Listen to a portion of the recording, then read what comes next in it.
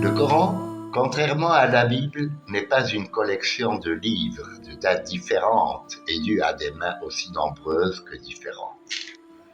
Sans entrer dans le détail, disons que c'est un recueil de discours constitué principalement par de brefs enseignements religieux ou moraux, des arguments que Dieu oppose aux polythéistes et aux mécréants, et enfin des prescriptions juridiques et d'autres sociales.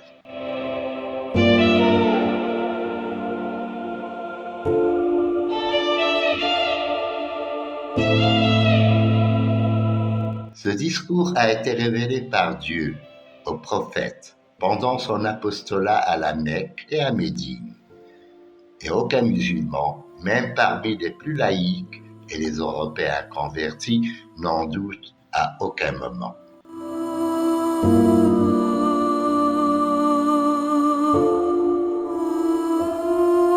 L'ordre de ce livre est immuable, bien qu'il ne soit pas celui chronologique de la révélation, et que certains orientalistes veulent exploiter, comme nous le développerons plus haut, pour semer le doute dans l'esprit des gens en faisant apparaître des contradictions, alors même que dans la sourate, la famille de Imran, au verset 7, Dieu dit هو الذي أنزل عليك الكتاب منه آيات محكمات هن أم الكتاب وأخرى متشابهات.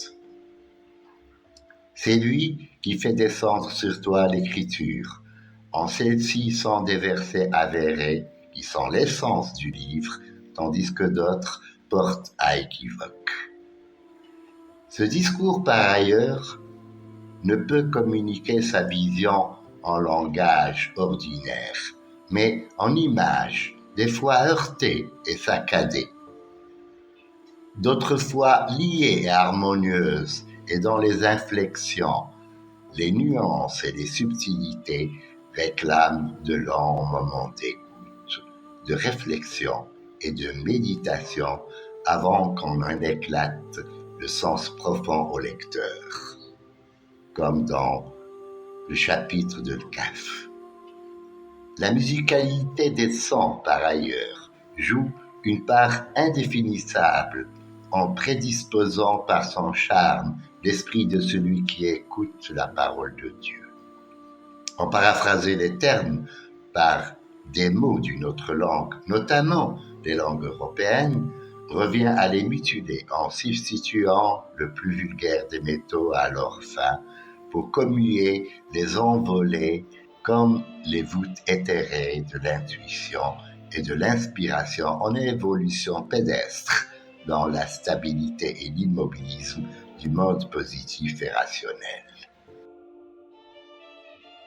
S'il est bien vrai, voire évident, que la traduction a permis, ayant ici en mémoire la rosette, ce fragment de basalte ayant permis, grâce à la traduction grecque, la révélation des deux hiéroglyphes hiératique et démotique, si la traduction a réussi, disions-nous, à insuffler leur caractère universel à bien des œuvres et a permis des échanges entre des peuples dissemblables que ni la langue, ni la culture, ni les mythes, ni la religion ne rassemblaient, il lui est aussi arrivé de servir des fins idéologiques visant à déformer le message de l'autre, afin de présenter de lui une image préconçue et les préjugés dont on s'acharne à l'accabler.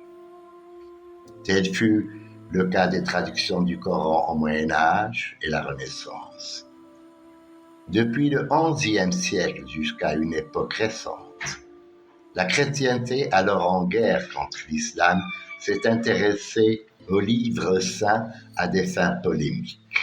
Pierre le Vénérable, abbé de Cluny, 4 ans seulement avant la deuxième croisade, charge une commission savante en langue latine et arabe d'une pseudo-traduction du Coran pour les besoins de la propagande des théologiens et des missionnaires. Nul ne doute que le texte latin ne ressemble en rien au texte arabe et qui s'est contenté d'apporter des jugements sur des passages d'interprétation délicates. Si cette traduction a été réalisée en 1143, interdite par l'Église de crainte qu'elle ne produise l'effet contraire, elle ne connut une édition qu'en 1543 à Bâle par Théodore Bablinder et servira depuis à la chrétienté pour ses attaques vaines et furieuses contre l'islam. Et la Renaissance même s'en montra fort satisfaite puisque cette version allait servir à des traductions établies par des humanistes allemands, italiens et anglais. Ces éditions comportaient en outre soit une collection d'ouvrages sur et contre l'islam, soit une vie du prophète Mohammed en tant qu'auteur du livre, ou bien des considérations sur les conditions des esclaves chrétiens en main des Turcs.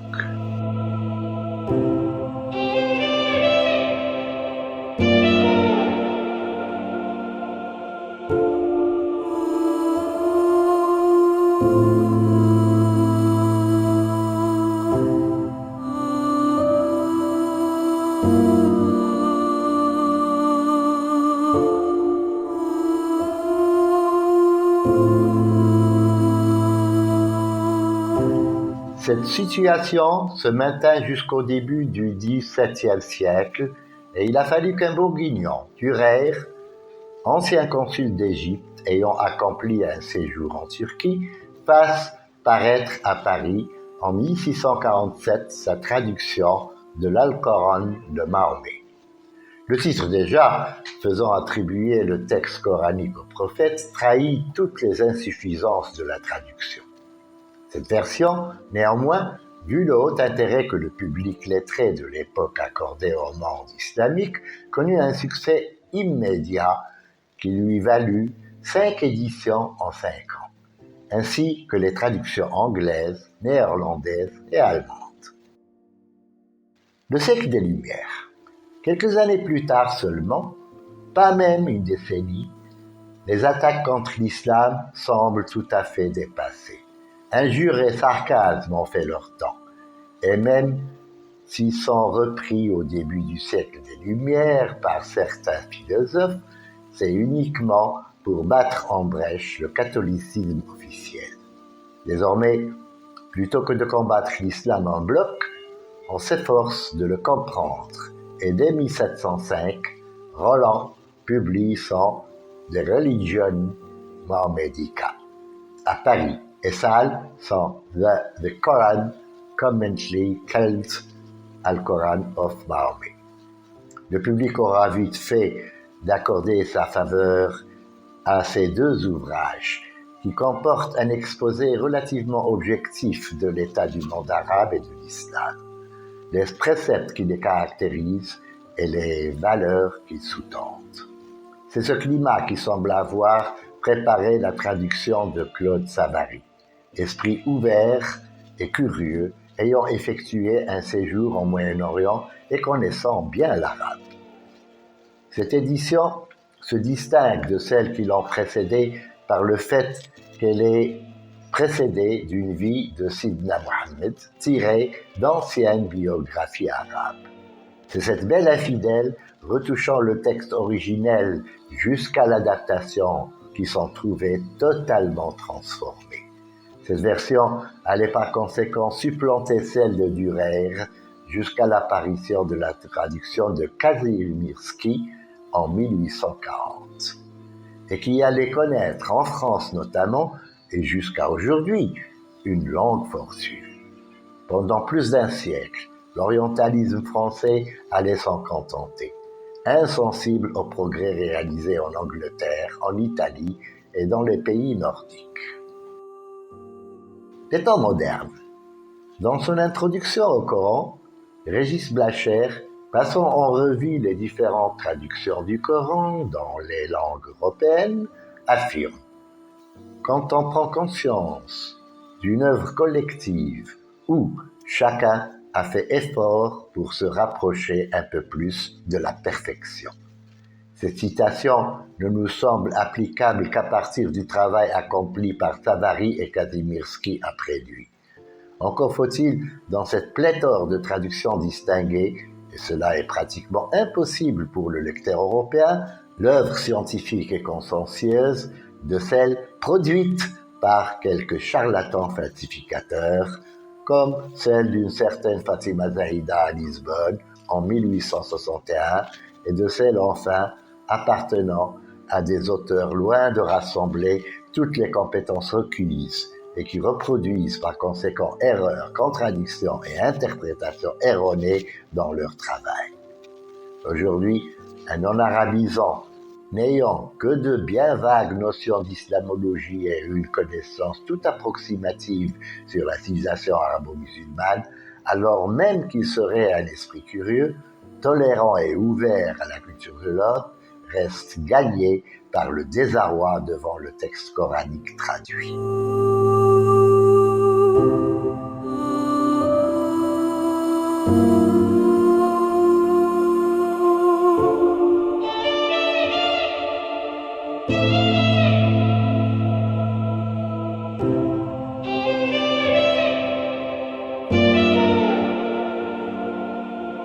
Les traducteurs donc, tenant compte de la perplexité de leurs lecteurs, et ce, depuis le début du XXe siècle, ont tenté, chacun selon son appréciation du problème, de lever la difficulté.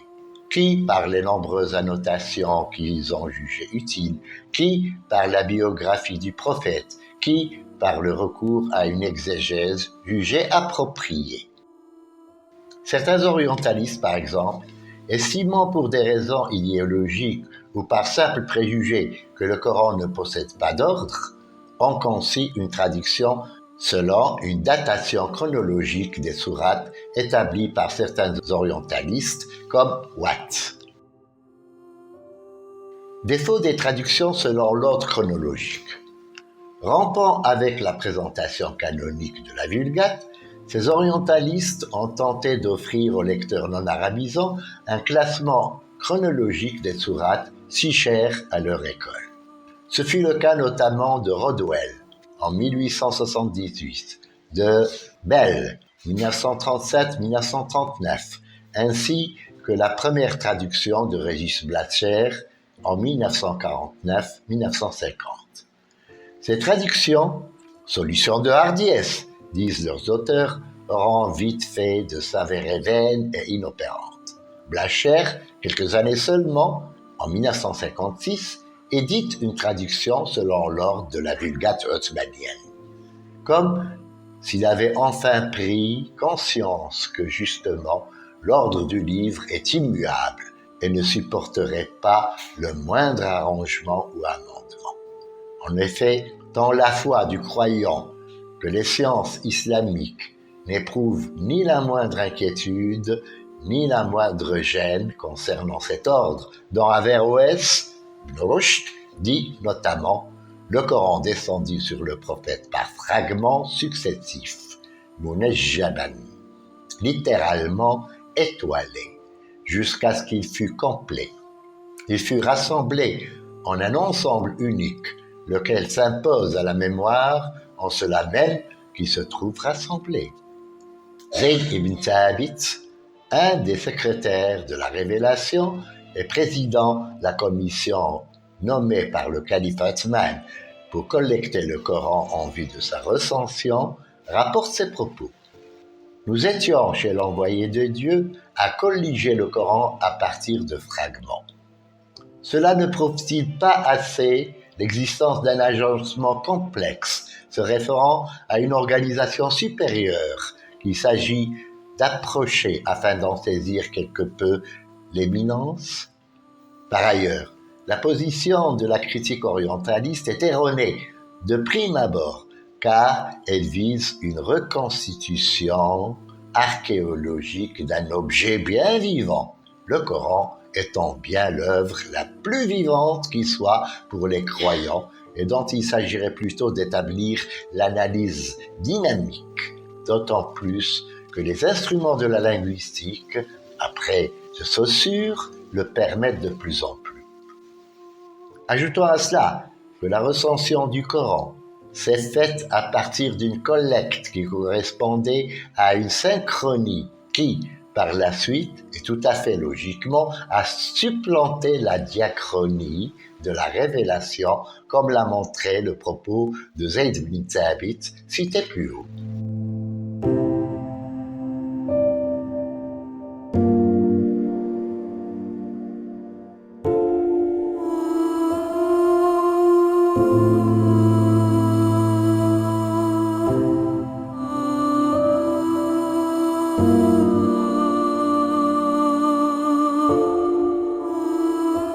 En dépit de toutes ces considérations, certaines tentatives de traduction nous paraissent quant à nous tout à fait aptes à débrouiller le trouble qui gagnerait le lecteur non arabophone. Citons entre autres Hamidullah, qui accompagne sa traduction de nombreuses annotations, Abu Bakr, qui accompagne chaque sourate d'une note de présentation explicative, citons aussi Ibn Shukroun, qui recourt à un commentaire des versets s'inspirant des exégèses coraniques les plus avérées, et enfin Régis Blacher, qui certes a fait preuve d'une connaissance réelle et parfaite des sciences grammaticales et de toute la rigueur scientifique, à un point tel qu'un père franciscain à qui on avait annoncé la nouvelle de cette traduction s'exclama « Eh bien maintenant, il va falloir traduire Blacher ».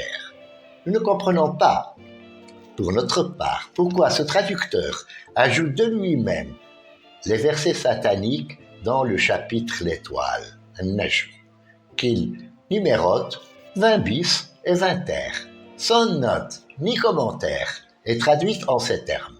Allat et Al-Uzzat, ce sont les sublimes déesses, et leur intercession est certes souhaitée. تلك الغرانيق العلا التي شفاعتهن ترتجى. Vous reconnaissez tous bien sûr ici les versets sataniques. Le Coran parle de ces divinités en tant qu'idoles, dont le culte est, tout le long du texte coranique, tout simplement à rejeter. L'attitude de Blacher est tout à fait injustifiable et tout à fait incompréhensible chez un arabisant qui sait pertinemment que ces deux versets contredisent totalement le message islamique et ont été écartés par le prophète pour lui avoir été soufflés par Satan, comme l'expliquent les circonstances de la révélation de ces versets de la sourate de pèlerinage, où Dieu dit « Avant toi, nous n'avons envoyé nul apôtre et nul prophète sans que le démon jeta l'impureté dans leurs souhaits quand ils le formulaient. Allah abrogera donc ce que le démon jette d'impur en ton message, puis Allah confirmera ses signes. Allah est conscient et sage. » Ces derniers versets ne confirment-ils pas ce que rapporte Matthieu dans son évangile, à savoir que le diable, montrant à Jésus le royaume du monde, lui dit « Prosterne-toi et je te remettrai tout cela. » À quoi Jésus répondit « Il est écrit de n'adorer que Dieu. »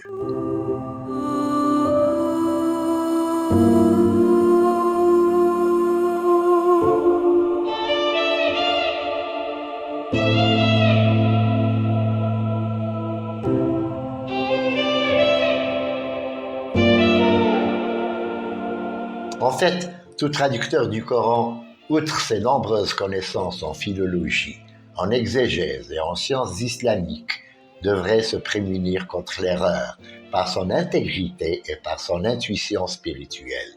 Nous pensons ici au merveilleux travail réalisé par Sadoq Mazir après avoir longtemps refusé de réaliser sa traduction, et qui finit par s'y rendre après avoir accompli une prière votive et qui semble avoir été guidé par le souci de transmettre un peu de morale coranique à un monde occidental où, comme dit Malraux, lorsque les systèmes de valeurs s'écroulent, l'homme ne trouve qu'une chose, son corps, c'est-à-dire le domaine de ce qui est physique, donc la drogue, le sexe et la violence, qui deviennent alors les substituts naturels de la disparition de Dieu. Appelons aussi la traduction de Jacques Berck, qui a investi plus de 14 années de travail, mais aussi toute la préparation spirituelle adéquate et l'isolement idoine pour une telle tâche, ainsi que celle de Denis Masson, de Marrakech, qui, elle, mue par une spiritualité transcendantale, a réalisé cette traduction. Tous aujourd'hui, orientalistes compris, sommes conscients que traduire le Coran revient à en rendre les significations et que nul ne peut traduire ne serait-ce qu'un minimum des vibrations que ressent un arabophone à sa lecture. Le miracle coranique résidant justement dans son inimitabilité, la tâche du traducteur devrait se focaliser sur les recherches aptes à faire passer les contenus éthiques et moraux d'un message qui se définit lui-même comme universel et s'adressant à l'humanité entière. Linguistique et informatique, sur les deux plans scientifiques et techniques, ouvrent devant le traducteur de nouvelles perspectives pour une approche plus effective et une compréhension plus juste, comme nous y exhorte le Coran lui-même, en nous appelant sans cesse à l'exercice de la raison. Allah dit, leurs histoires sont remplies d'exemples significatifs pour les hommes doués de sens. Joseph, verset 111.